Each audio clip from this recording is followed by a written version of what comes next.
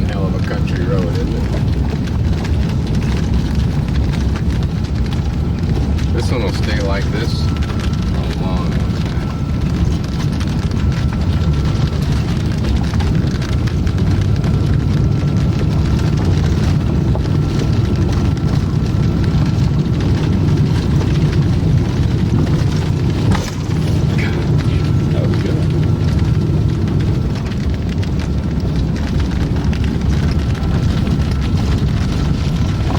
Cultivation and that colored clothing and those pretty flowers. Is that camera running? The flowers are beautiful. It's interesting how the beautifully colored clothes somehow accent this whole area. Although it's lush and tropical and pretty anyway. Notice all the dirt alongside here from this highway. That's one thing that would the paved highway will help do is clean up that. I wonder if it'll help somebody's health too. There's a little kid carrying his big machete. Now he's got something else. Oh.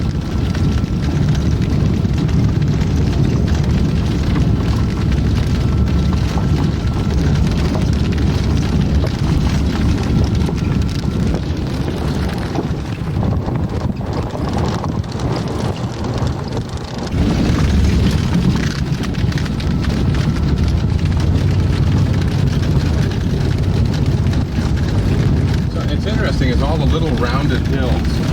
You know, I don't think those are volcanic. I think that's limestone all through here, but it's interesting to wonder.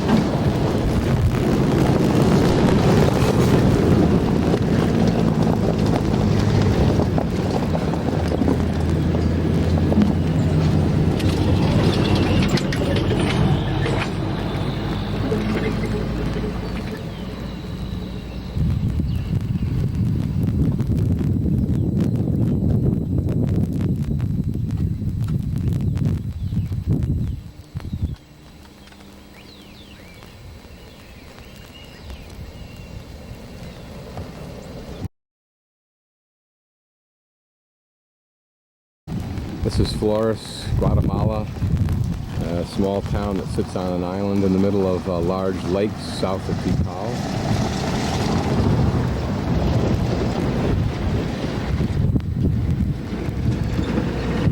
Beautiful lake. Unfortunately, the only draw to this area seems to be Tikal, although it is a tourist area. It doesn't have access to the ocean, but it does have an international type of airport to bring the tourists into this area for Tikal. This is St. Helena on the other side. Got a picture of you in it? Oh. Huh? He took some earlier. Thanks. Oh.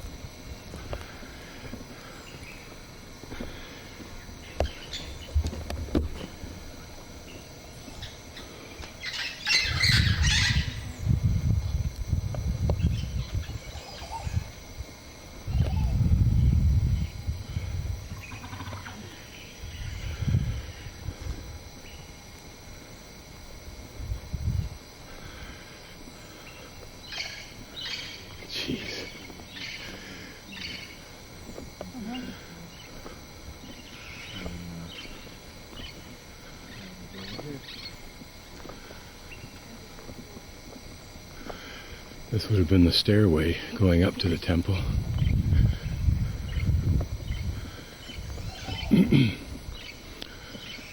Presumably the slaves that were to be sacrificed were lined up along here and just moved inexorably to their deaths through that portal there. But as you stand here, even today, there's this profound sense of dimension, probably stemming from the fact that these buildings are in close together and very, very steeply sided.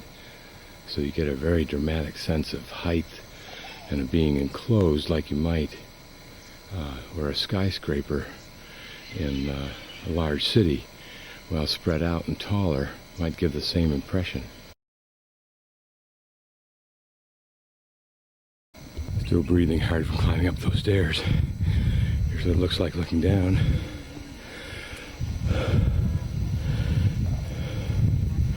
Imagine the sense of power that would naturally build up in the minds of the priests who had the power to bring people to the top and then sacrifice them.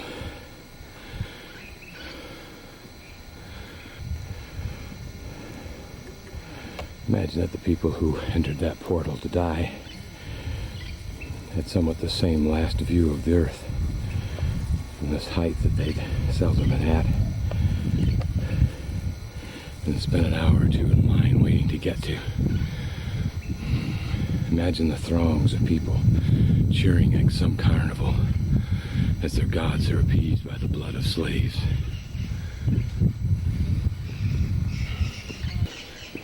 Notice the lintels of wood to the entrance. This area contains nothing but these 6 little cubicles off to the side. They go nowhere. But imagine the arcane rituals of this place. Perhaps similar in its reverence and mystery to the altar of, let's say, the Catholic Church, or some other major religion today that is reserved for priests, although not with the incredible power they had then. The last view you might have had before you were sacrificed on this platform here was an even greater and taller temple across the park, and the thousands of people who yelled and screamed. You have to wonder too what the architectural logic was for these vertical lines. They're not really quite vertical, they're angular, but these little plateaus that are probably 20 feet at least from one to the next, and I think they increase as they go down. And notice the lines there. Did this give some sense of unique dimension in the same way that the columns in the Greek architecture had a specific architectural function? And from the back of temples 1 and 2 can be seen even those that stand even higher. These are just a few of the whole giant complex of Tikal that housed as much as 100,000 people in this area.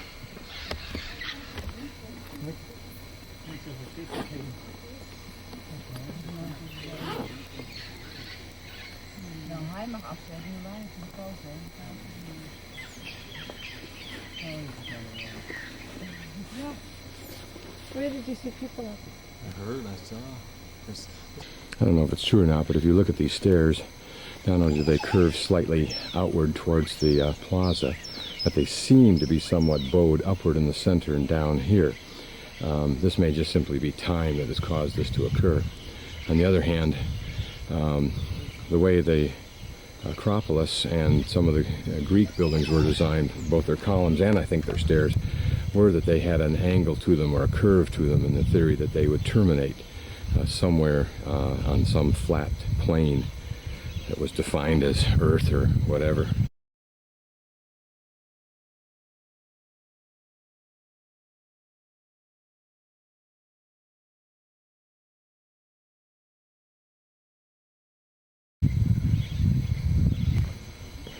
And these stelae here when the king went through his ritual, then there were people who were sacrificed, and their bodies were spread across this rock and probably held down by 4 people.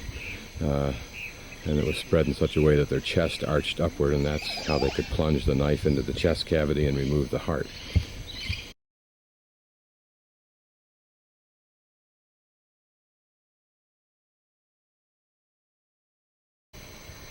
What we're approaching here is a small ball court, apparently the original kind of ball court, very small for the later, larger concept that was apparently played by 2 people only, with a rubber ball that one woman said, having talked to her guide, it had a piece of jade in it so that when it hit the walls it bounced irregularly. And I wonder too if these angled walls don't somehow add another element of, let's say, capriciousness or whatever to the game. And then of course the person who lost was sacrificed, although in some games later on the person who won was sacrificed, or the team was. Notice how completely perfect that line seems to be. As I move the camera back and forth, you can see the edge. And this is all done without the modern tools we have today.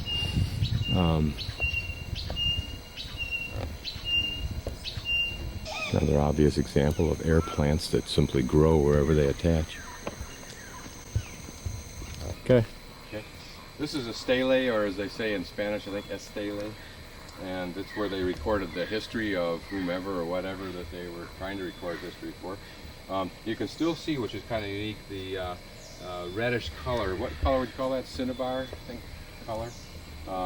So presumably all these, and also the monuments, and maybe even the buildings, had very vibrant colors, perhaps the colors we normally associate even today in Guatemala and native cultures and other Central American country cultures. I doubt we're capable of deciphering at this point.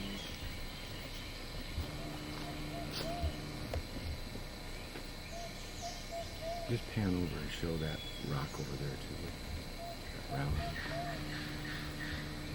Round.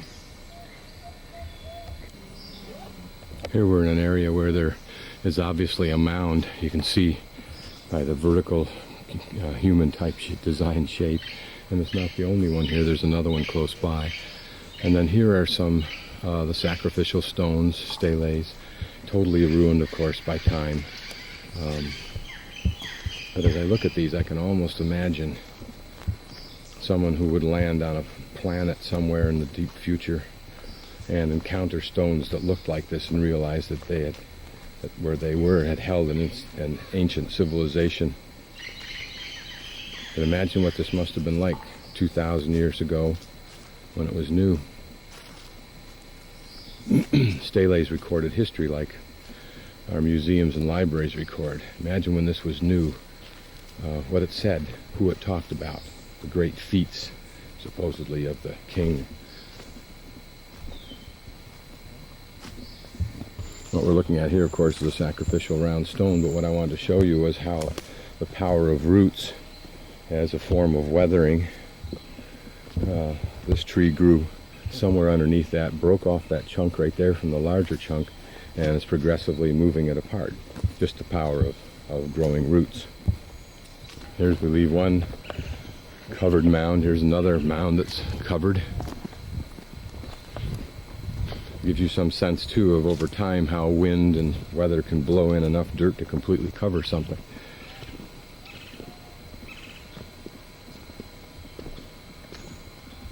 I wonder if they're saving up for them.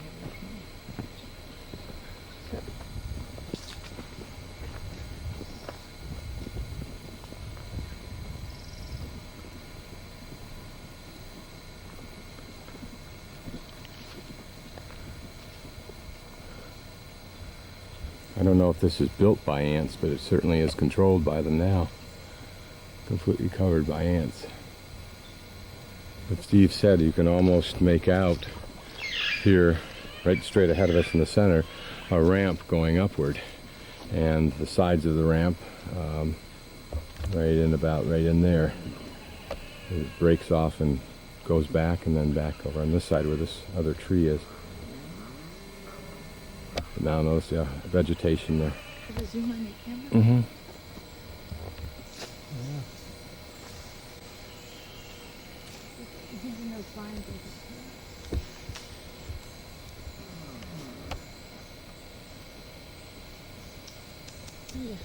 Running from mob.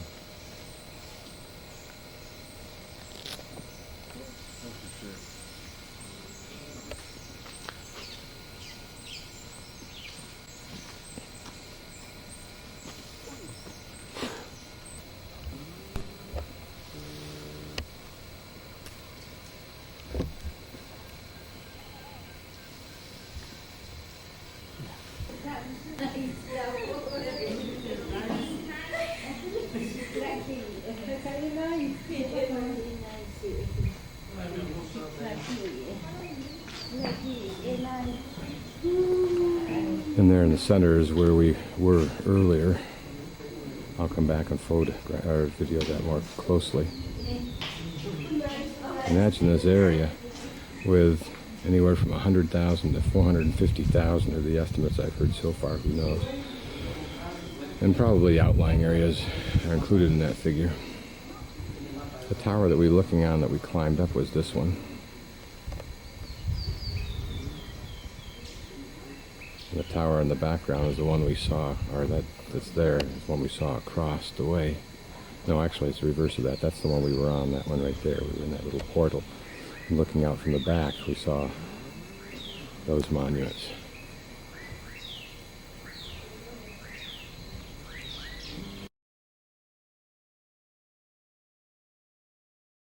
We're now looking to see if we can get a guide who will show us many things.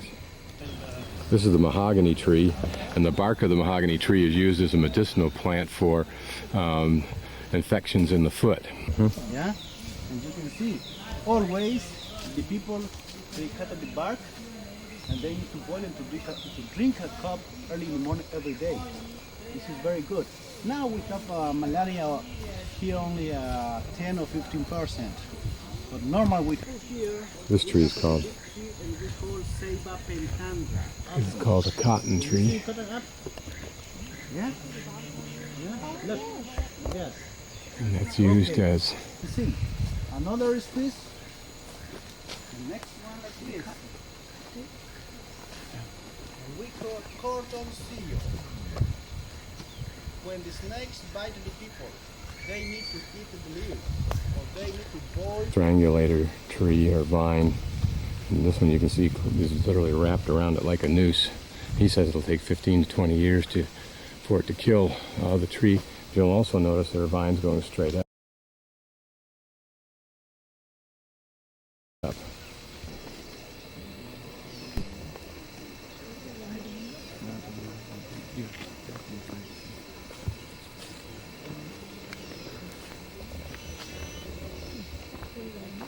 ¿Cómo se llama?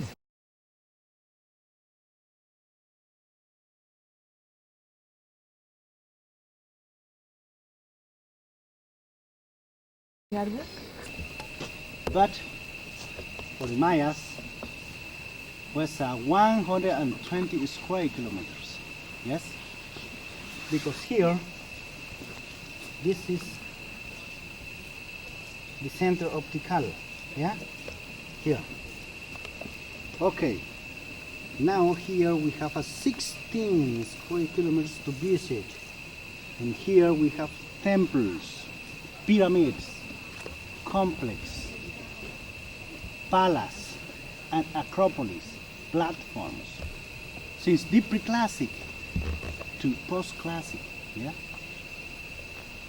The national park, Tikal, was 24 by 24 kilometers. We have 576 square kilometers. Yeah. Now, Tikal was very important. Was the astronomical center, ceremonial center of for trade too. Around here we have a more villages, Mayans village, yeah, and always in special days they came to Tikal for the trade or for the ceremonies. Yeah, for example, at the north we have Washatun, and we have Kinal and Pedernal, another archaeological site at the north. At the south, we have Itzlu. Here, we have a Itzlu, another small archaeological site. At east, we have Yashha and Nakun and Naranjo. At the west, we have Nakbe, Mirador, and Tikal. Okay, now all village around, they came here to Tikal for the ceremonies or for the trade, because always first they used the trueque only to exchange the things, and after they used the trade. They used the trade since the south from Mexico. Here we have at the border Mexico. This is Mexico. Yeah? And here we have a Belize. Yeah? Okay? And here we have a Honduras. Okay. Here, beginning the trade. And they use the boats. First, they begin the trade walking. And after they use rivers, lakes. And after they use a big boats to make the trade in the sea. And they begin in Mexico, and after they end in Panama, the trade, the large trade, because we have a shells, we have a ceramic for different places. Yeah. Okay. Tikal built the first pyramid only to study the astronomy. Yeah? They beginning in 800 years BC to 700 years AD. The pyramid only had a 20 meters tall. After the 600, when the Mayas, they lost a little bit the astronomy. They beginning to sacrifice people, and they beginning to build ceremonial temples. They built the pyramid 10 meters more. Yeah? Mm-hmm. Well, this we have example with the stairways.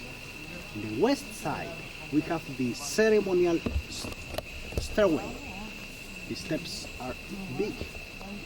And the north here, this is the west. And the north here, we have the special stairways with the walker steps, smaller. And only they built 20 meters the steps, and 10 meters more, nothing. Only built the platforms on the north side. Yeah.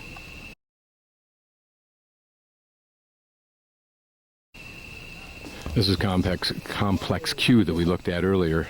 There are 9 stelae, 9 complexes.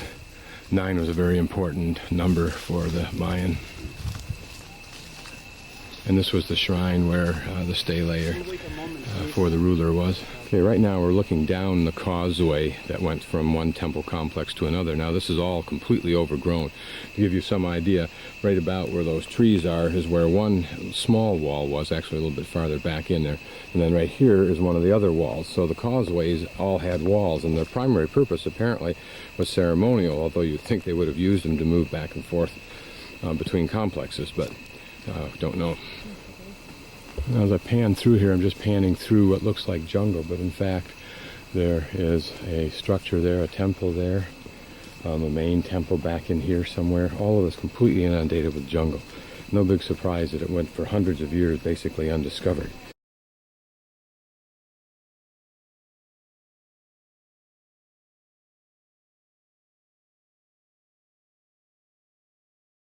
And still today, there are probably, well, I don't know if there are places, things that have not been discovered, but certainly not excavated. You can imagine what it will take to, comparing this jungle that we see to the restored temple complex that we saw a little bit earlier of Q. Be quite some time. All of this, believe it or not, are platforms back in there that were begun 600 AD and continued to be built through, BC through 600 AD. 70-meter stone, built in 741 years AD. This temple is called the Temple of the Two-Headed Serpents because inside the lintels at the door. Yeah. And this is a seed you can see in the center right in here. And this is just another mechanism. This is very light and filmy. You can see my finger through it, in fact. And it's just another example of how a seed has a survival mechanism for floating through the air on this very, very light, flat parachute, if you think about it.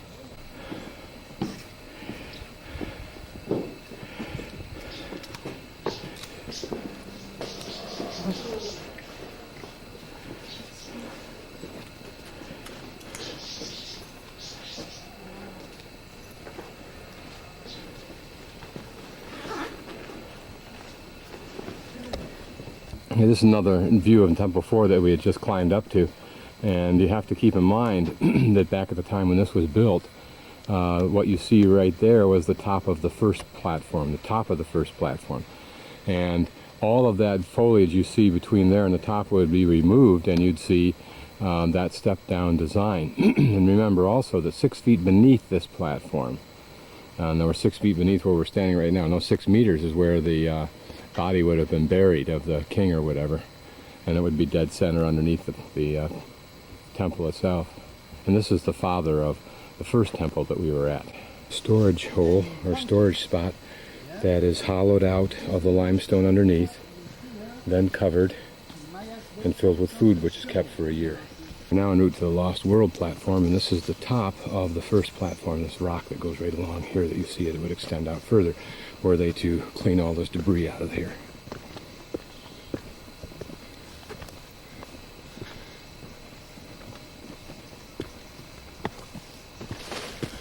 Okay, and here we come to the temple. What you have to do to try to appreciate this is, in your mind, you have to somehow strip away all of this foliage. In fact, all of the foliage and probably a lot of the dirt that covers these mounds, because it wouldn't have been here, it would have all been flat. This temple with different constructions. Teotihuacan construction with tablero talud. In Chichen Itza, the Mayas, they built in this position. Now you can see, we have a special point in Tikal to show. When the Mayas, they have a connection to build different construction in different places. With 30 meters tall, 9 platforms, 73 steps, 22 restored, the another one broken. Inside the archaeologists, they found a special offering for the ruler. And here we have the pre-classic period with the pyramid. The first structure that the Mayas built in Tikal in 800 years BC to 700 years AD. This was the first one built? Yes. This one over here. Yes. And here we have the first astronomical center in Tikal. And another side I explain you. Okay? Teotihuacan construction. This construction is completely different. We don't have more in Tikal, only here. Why different? How so different? Different.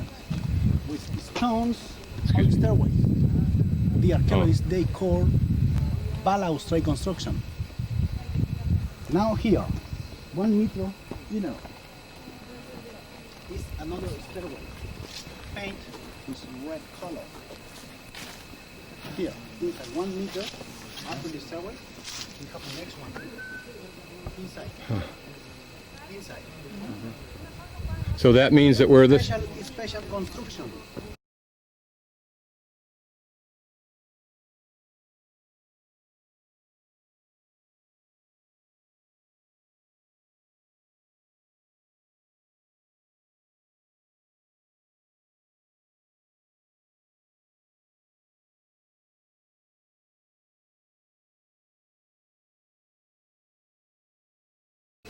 Because the temples, they were ceremonials, yeah?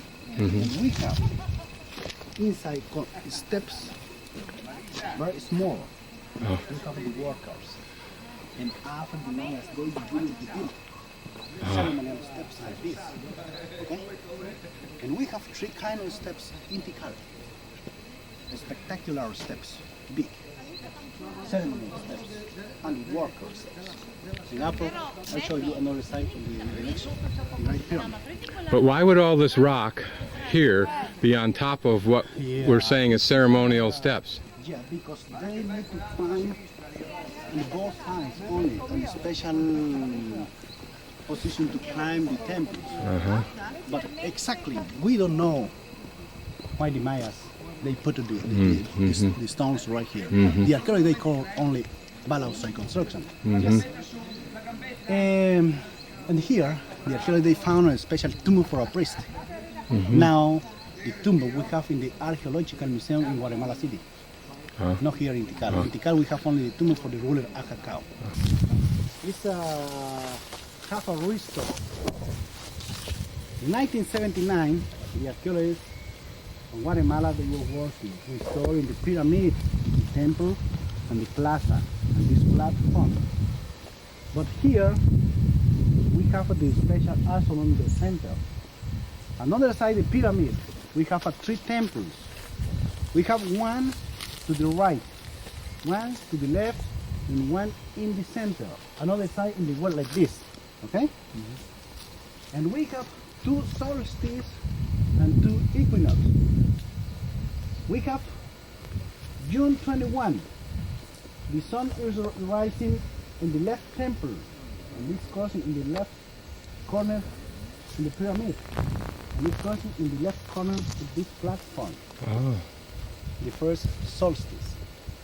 The second solstice we have in the right. Temple number 4, I think, wasn't it? Yes. And this was another temple. The one we're standing on now is the oldest, and it's a pyramid, not a temple. It's a pyramid. It in theory has 4 stairways, although the stairways on the other 3 sides seem to have been gone or covered up or something. It's pretty steep. Down there, can you come over here a bit, Steve? See, down there is another platform, and apparently in the solstice, one of the solstice, the shadow of the sun would come across this corner to my right, and apparently cross over the far corner on the right of that little platform, and the same thing for the other solstice, and then in between, in the winter and spring, it would come direct. The sun would come directly through the center here, and directly down through the center of that platform there. So this was again the manifestation of their incredible knowledge of the stars, the seasons, and how the sun moved, and all of that sort of thing. And remember that this was built sometime probably between the 700 BC and 700 AD, which of course is about 1100 years, but if you assume it was built in that earlier time, it's a tremendous investment in human labor to have created all, to have mined all the stone, quarried all the stone, moved it all into this position and built this thing. It says that it must have had at that time a phenomenally powerful economic system. And when you think of what the rest of the world had, the Greeks, the Romans, and more importantly what the Europeans thought they had, it was century later, many centuries later before they had anything of comparison. They were basically dirt farmers while these people were a brilliant society.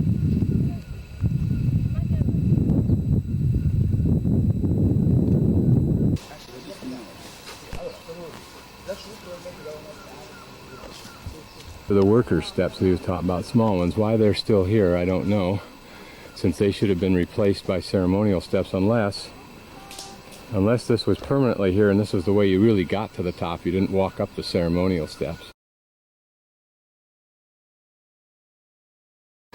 These are Montezuma pendulum is the name of the bird, or something similar to that. I think it's an oriole that builds its nests suspended from a limb.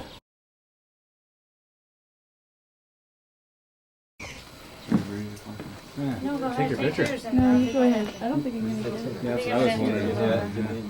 Is my camera doing In the flash.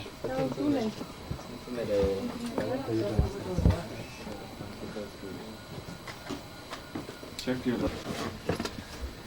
Scott? Yeah. I just, oh, that, yeah. Was this always then underground then, eh? I wonder if only the priest dealt with this thing. More. Yeah. Look at that. Oh my. It's got a big nose. Oh, it goes back in here a ways, not far though. They're going anywhere? No. Boy, there's a large bug though. Oh yeah, there's a spider up there, see him? Or a big guy. A big guy? That's not a spider, it's a bug. Yeah, it's like some sort of bug. Yeah. Oh yeah. Beetle.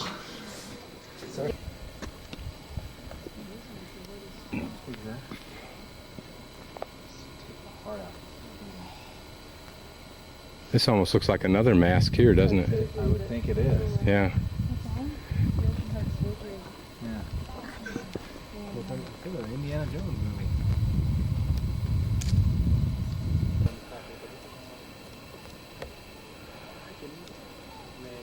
This is the view that you might have had were you either royalty or guests of the royal family, because it's where I am standing now is part of the complex of residences for the ruler in the center of Tikal.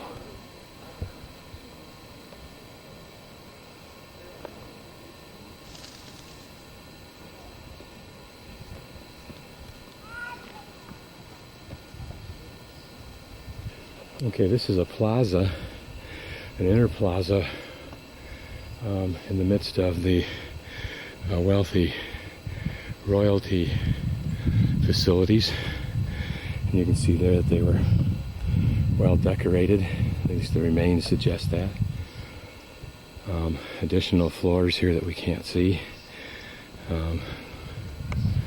As you look down, here there are steps here, steps there, which may well have been not only the kind of steps you see in front of any large building, but they may have also worked as seats for special events, such as the President of the United States calling artists to the White House to perform. This may have been served the same kind of function. You can imagine this one, it's brand new,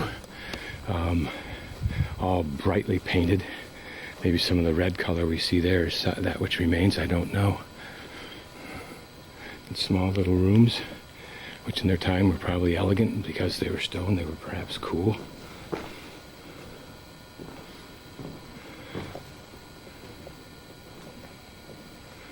These may have been sleeping quarters.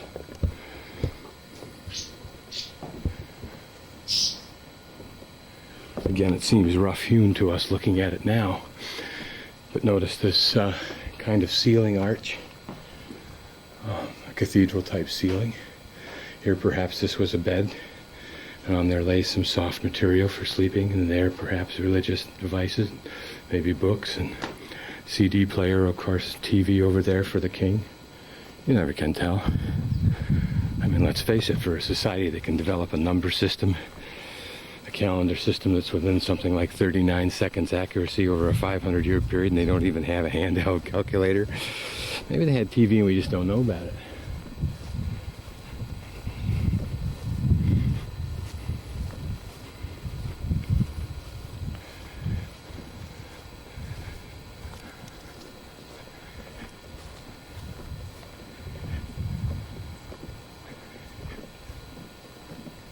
Uh-huh. Yeah. This is quite a complex for these folks, wasn't it? Something over there. Yeah, some direction. Some kind of decoration.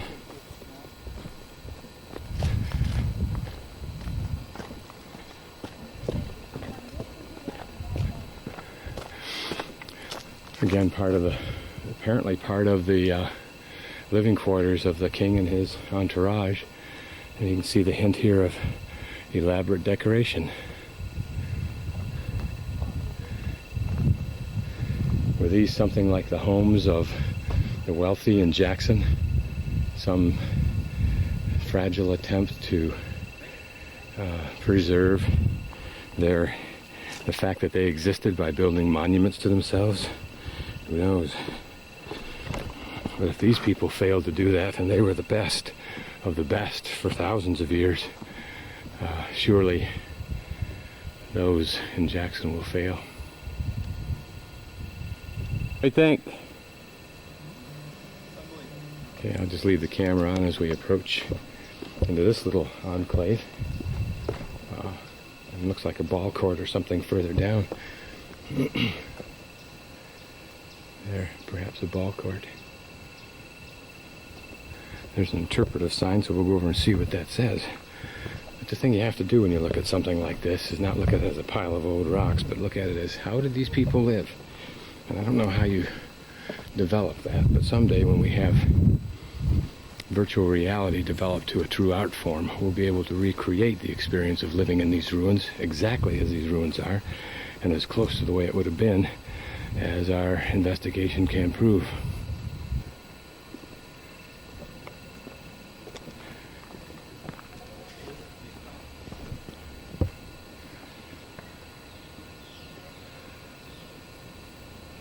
Notice the straight lines there, even on that one that slopes in. Beautiful, beautiful kind of work, and with tools that were basically of obsidian, perhaps some other kind of volcanic rock, and some hard woods were used to do the carving.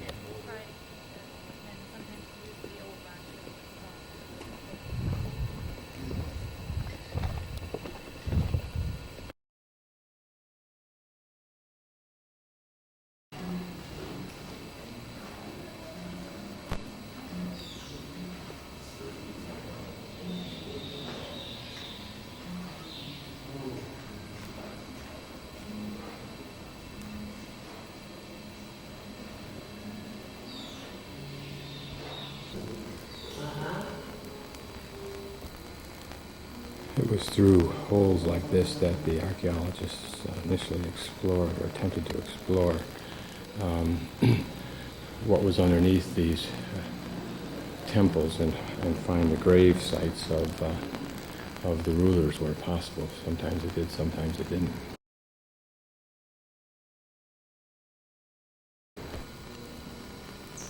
This is the stele. And I think it's describing a certain amount of time. I'll read the bottom part and video it.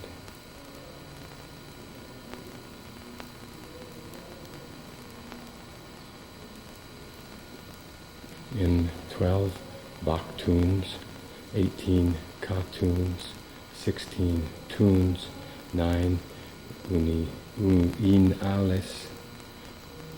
uinales, o quines, correspondente a la rayuda,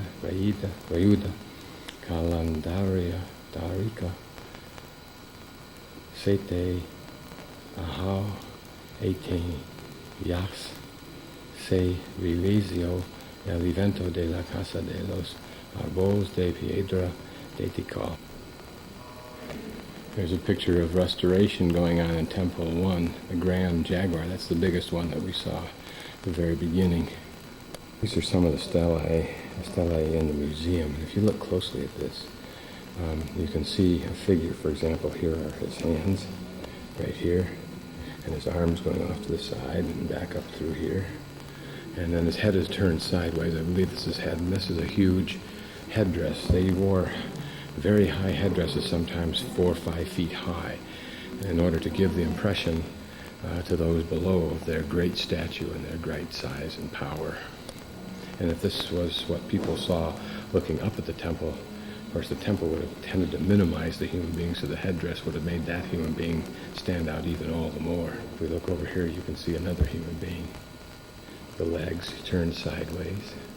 Gets indistinct as you get up towards the top. The headdress, which is this part off to the side here.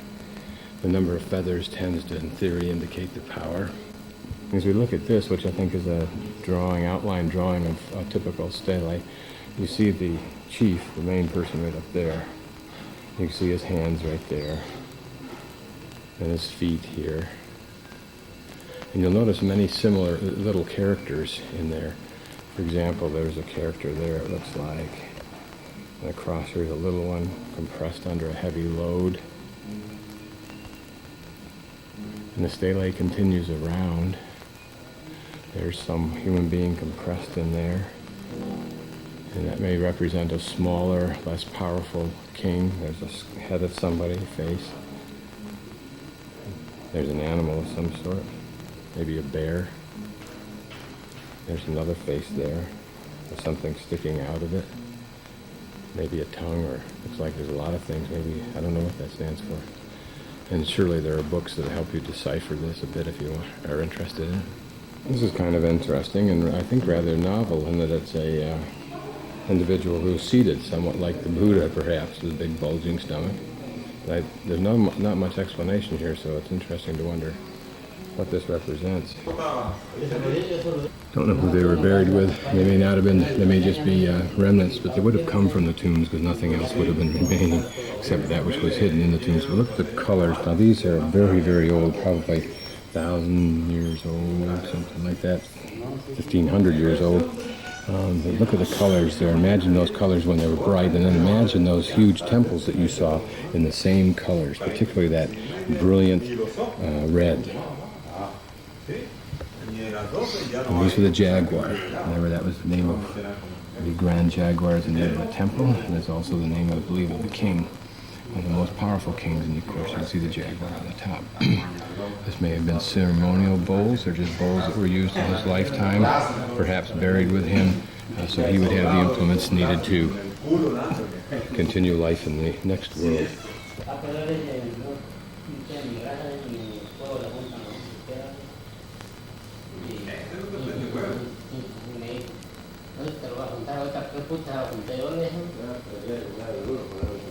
Maybe a human skull in his hand, a sacrificial victim.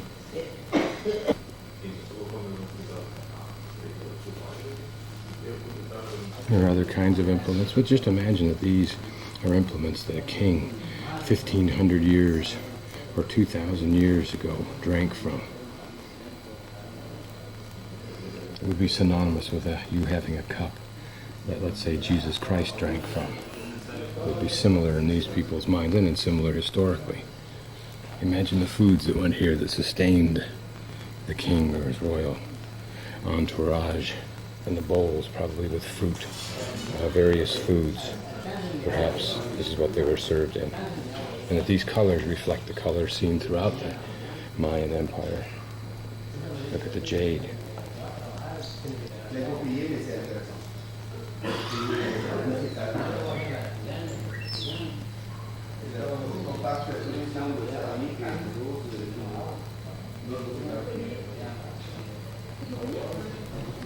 Tools, as well as figurines. Look at this figurine of a monkey. Monkey's very popular around here. The howler monkeys, the spider monkeys. Almost looks like a letter opener, probably an awl of some sort, but look how delicately carved. As old as it is, and this like scrimshaw, carving on bones. Could they have been bones of sacrificed victims? Could they have been bones of revered ancestors? Don't know. These bowls, as you saw, or you will see in a video that I may show you, have a picture that flows all the way around. I can't get around this, so I can't show you that, but the gentleman in the movie turns these on a pedestal and photographs them so they can then lay the picture out. But again, giving scenes from Mayan life or Mayan religion.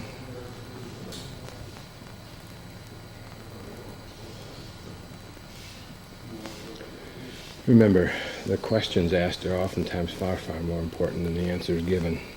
And there are usually vastly more questions than there are answers. A person could probably spend their lifetime doing nothing but deciphering the meaning of Mayan symbols and paintings and drawings on pottery. It's showing the tomb layout within one of those temples of the king. I assume that those are not true artifacts, but are reproductions. Bones look real. Notice the conchas and the bowls and so forth that will provide him with the means he has for the next, of surviving in the next world, which apparently most human beings believe in, if for no other reason it offers an alternative to death. Some were buried with their prisoners, their sacrificed victims surrounding them.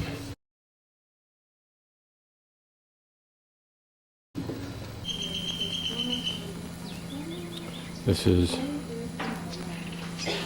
Don's place, the first of the Lost Gringos.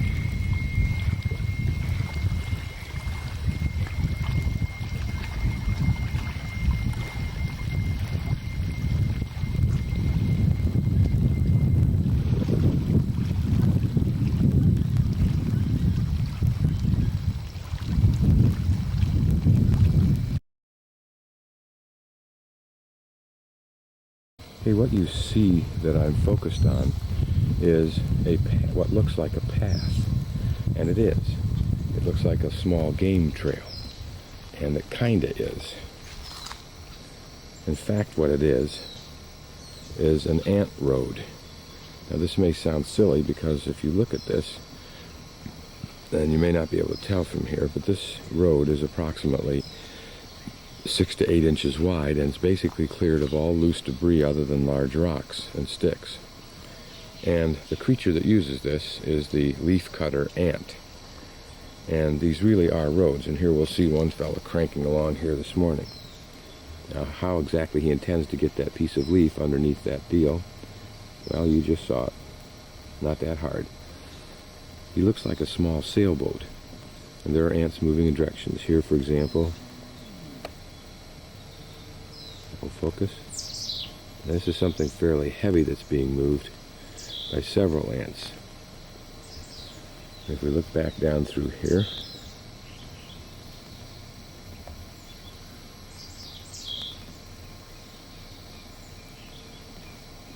you can see more pieces of debris being moved along the ant highway.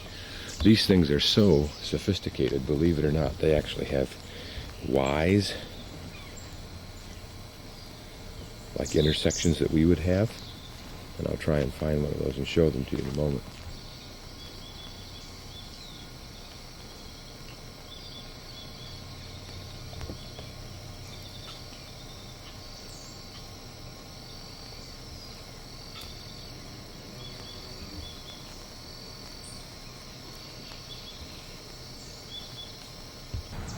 And if you're wondering where these fellows are going, this is it.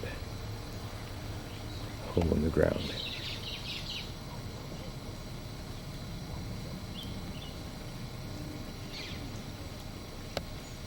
It'll give you some sense of the dimension of this anthill. This whole area here is covered with the debris that the ants bring up. So who knows how deep it is, who knows how many there are.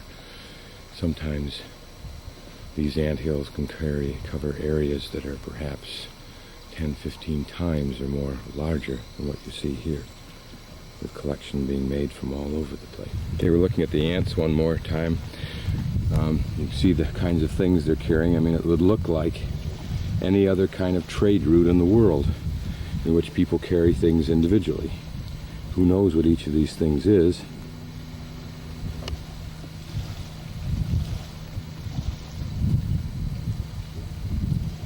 I'm going to move down and show you a couple of more roads.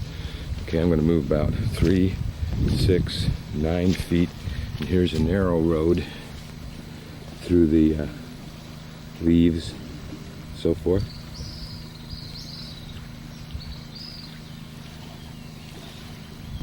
And they obviously take more than just leaves on their trip. And if we follow this along, it intersects right here with the main one.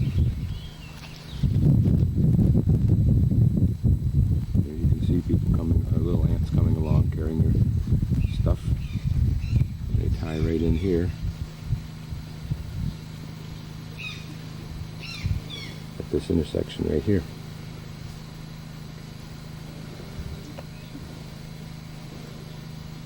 This is where the intersection is right there. Okay, now we'll step further down. 3, 6, 9, 12, 15, about 20 feet away, and here's one that goes through the grass, all leading to the same spot that we looked at earlier. There's one disorganized fellow going the wrong way. Don't know what his problem is. He'll get orientated in a moment. And then if we go down a little bit further, there's still another trail. You see the fellow moving along. All of these trails here leading up to that anthill. Hard to imagine the millions of ants that are probably underneath the ground, not to mention the hundreds of thousands, if not millions, that are all around this area leading to the central place. And if you think about this, this is very much analogous to a major city, very much analogous to the Chaco Canyon of the Anasazi, which had outlying communities and road systems that connected the two. Very much the same perhaps as the Mayan communities, which would have had the same. Have the ants been a guide or a symbol to man? Or is simply this a necessity of any system that relies on its resources and the bringing of those resources to some central spot? This is a big snake we encountered on the way to Belize, in the middle of the road. His neck looks a little flattened.